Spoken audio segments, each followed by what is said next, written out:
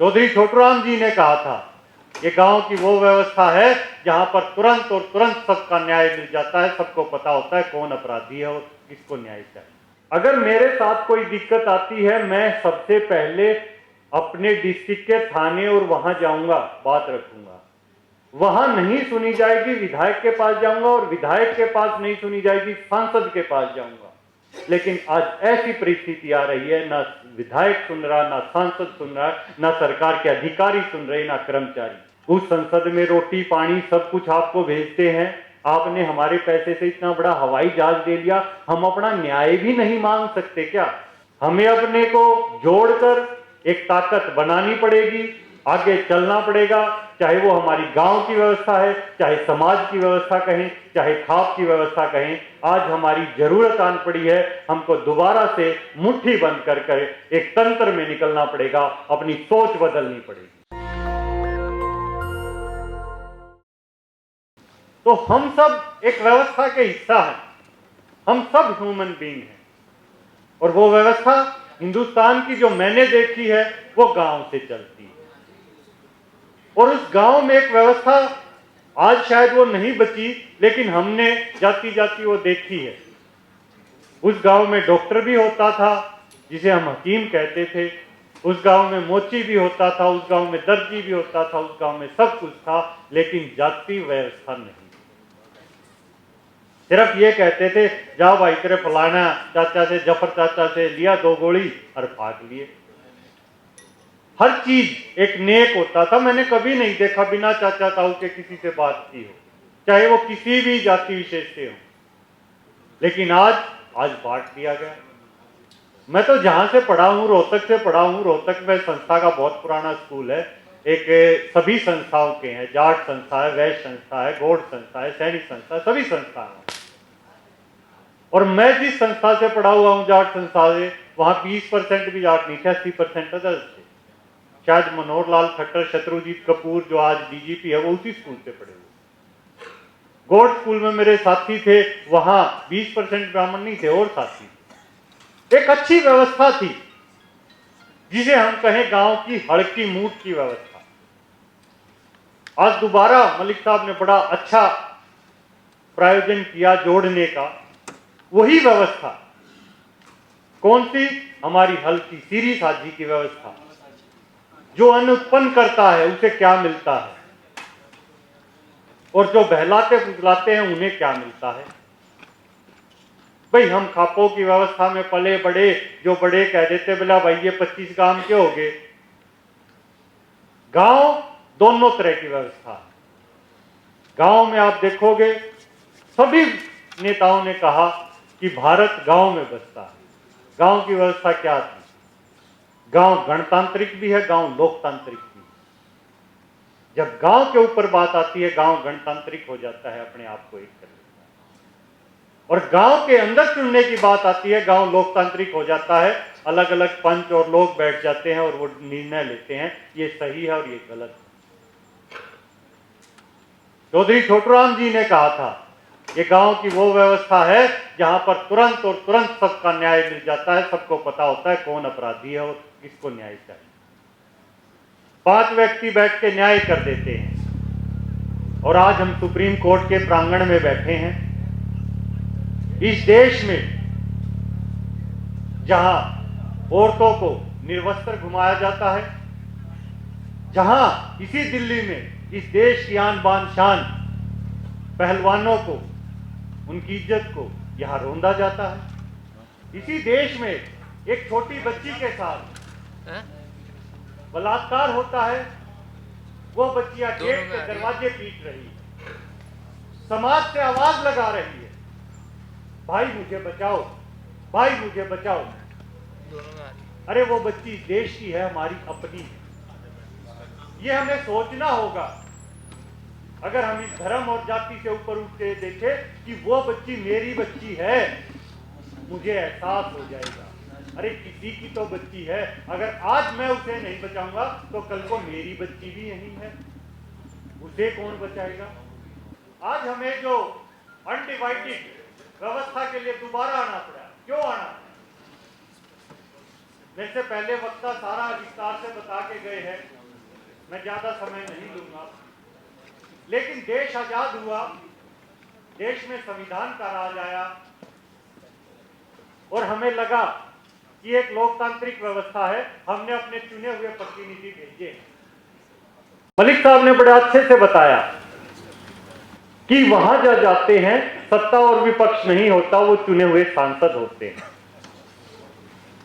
उनका काम हमारी आवाज रखना है। अगर मैं एक विधायक से कहूं, वो 1 लाख लोगों का प्रतिनिधि करता है, उनका प्रतिनिधित्व करता है, उनका प्रतिनिधि होता है। सांसद की बात करूं तो 10 लाख से ऊपर वो लोगों की बात संसद में पहुंचाता है, देश के लोगों की बात रखता है। लेकिन पिछले कुछ समय से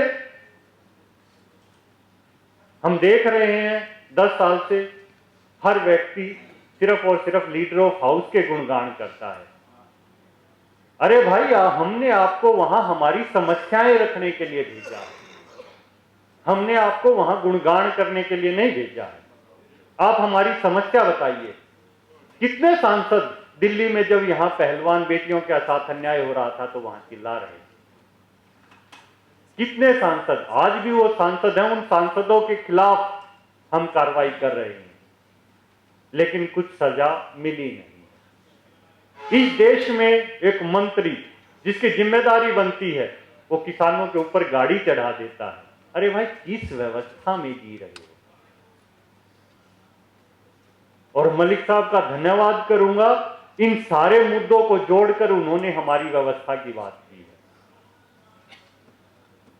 अगर मेरे साथ कोई दिक्कत आती है, मैं सबसे पहले अपने डिस्ट्रिक्ट के थाने और वहां जाऊंगा, बात रखूंगा। वहां नहीं सुनी जाएगी, विधायक के पास जाऊंगा, और विधायक के पास नहीं सुनी जाएगी, सांसद के पास जाऊंगा। लेकिन आज ऐसी परिस्थिति आ रही है, ना विधायक सुन रहा, ना सांसद सुन रहा, ना सरकार के अधिकारी सुन रहे, ना कर्मचारी। कहां जाना पड़ा? चाहे किसान आंदोलन हो, चाहे पहलवान आंदोलन हो, वापिस किसके पास? खापों के पास। क्यों भाई, ऐसी क्यों मजबूरी ला दी? हमारी इतनी बड़ी संसद हमने बना के दे दी दिल्ली में आपको। उस संसद में रोटी पानी सब कुछ आपको भेजते हैं। आपने हमारे पैसे से इतना बड़ा हवाई जहाज दे लिया, हम अपना न्याय भी नहीं मांग सकते क्या? मांग क्या रहे हैं? जिस बेटी को निर्वस्त्र करके घुमाया जा रहा है, वो इस देश से अपना हक मांग रही है। और मैं मानता हूं वो मेरी बहन थी। आप मान के देख लेना, छाती पे हाथ रख के मेरी बहन थी, तो आपको पता लग जाएगा किस देश में जी रहे हैं हम। ये किसान अपना हक मांग रहे थे। कोई ऊपर से इनको किसी ने नहीं बताया कि ऐसी चीज मांग ली हो। सरकार ने इनसे कहा था, हाँ भाई हम एमएसपी देंगे, ये चीज इनके मुद्दे हैं, एमएसपी किसान का हक है, चलो भाई देंगे, सरकार बना दी। अरे आज वही मांग रहा है, उसके लिए उसे आंदोलन करना पड़ रहा है, रोड रोकना पड़ रहा है। मैं उस आंदोलन में 13 महीने रहा। जो लोग जाते थे वो यूं करते थे, बोले भाई तुमने सड़क रोक रखी है। यार यहां जिंदगी रुकी हुई है भाई, बहुत समझाया, नहीं समझे। जब समझा के थक जाया करते ना, आखिर मैंने कहते भाई तू रोक के देख ले। लड़ाई लड़नी पड़ेगी, हकों की लड़ाई लड़नी पड़ेगी, चाहे कभी भी हमारा समय रहा हो। हमें अपने को जोड़कर एक ताकत बनानी पड़ेगी, आगे चलना पड़ेगा। चाहे वो हमारी गांव की व्यवस्था है, चाहे समाज की व्यवस्था कहें, चाहे खाप की व्यवस्था कहें, आज हमारी जरूरत आन पड़ी है। हमको दोबारा से मुट्ठी बंद कर एक तंत्र में निकलना पड़ेगा, अपनी सोच बदलनी पड़ेगी। बड़े अच्छे से मलिक साहब ने बताया, बिल्कुल सत्य बात है मलिक साहब। मेरा बेटा यहां मैकडोनाल्ड में इंडियन ऑयल पर पंप लगाएगा, नौकरी करेगा ना, मैं भी यूं कहूंगा यार या तो बेइज्जती करा दी, तू मेरा छोरा हो गया, ये काम करेगा। और 30 लाख रुपए दे के उसे लगाऊंगा और फिर मैं घरा मिठाई बांटूंगा, वो छोरे नौकरी मिल गई उड़े, किसी तीनों ना बताऊं पंप पर लाग की। ये क्या है? ये सिर्फ और सिर्फ हमारा मेंटल स्टेटस है। हमारे को मानसिक रूप से इतना तोड़ दिया गया है कि ये अच्छा है, ये बुरा है, ये फला है। मैं बहुत बार कहता हूं इतने बड़ा कोरोना आया, इसका बार बार उदाहरण देता हूं, हमारी मानसिक स्थिति पे अटैक किया इसने। भाई मास्क नहीं लगाएंगे, ये नहीं करेंगे। मैं उस 1 साल के दौर से गुजरा हूं, मैंने वैक्सीन नहीं लगवाई, लेकिन मेरे परिवार ने, रिश्तेदार ने, लोगों ने इतना प्रेशर कर दिया, बोले अरे तू पढ़ा लिखा होगा वैक्सीन ना लगवाता। यार पढ़ा लिखा हूं, इस बात के लिए वैक्सीन का सर्टिफिकेट जरूरी है क्या? वैक्सीन इसलिए नहीं लगवानी थी कि मुझे स्वस्थ रहना था। वैक्सीन लोगों ने इसलिए लगवाई है कि पढ़ा लिखा होने का परिचय देना था। भाई अगर पढ़ा लिखा है तो वैक्सीन लगवाओ। अरे बिना बीमारी, मेरा ताप नहीं चढ़ रहा, पैरासीटामोल क्यों खा लूं भाई, मैं पढ़ा लिखा हूं। तो हमारे जो मेंटल पे अटैक किया गया, मानसिक स्थिति पे अटैक किया गया, उससे हमें बचना होगा। आज भी हमें धर्म और जातियों से ऊपर उठकर एक समाज को जोड़ना होगा। अपने गांव की व्यवस्था, अपने समाज की व्यवस्था, अपने खापों की व्यवस्था दोबारा से बनानी होगी। एक दूसरे को भाई मानना होगा और तब हम इस सरकार से और इस दुनिया में आराम से जी सकते हैं, सरकार से लड़ सकते हैं। एकता ही हमारी ताकत है। तो सभी से निवेदन है कि एक हों और अच्छे मुद्दों पर इकट्ठे रहें। चाहे वो मेरी बेटी है, चाहे आपकी बेटी है, वो समाज की बेटी है, ये किसान है, समाज का किसान है, तो सब मिलकर लड़े। धन्यवाद। नेशनल दस्तक की आपसे गुजारिश है कि अगर इसको बचाना चाहते हैं तो नेशनल दस्तक को सब्सक्राइब करने के लिए रेड कलर के सब्सक्राइब बटन को दबाएं, फिर बेल आइकन की घंटी दबाएं। नेशनल दस्तक को बचाने के लिए बहुत जरूरी है कि हर खबर को शेयर करें, लाइक करें, कमेंट जरूर करें।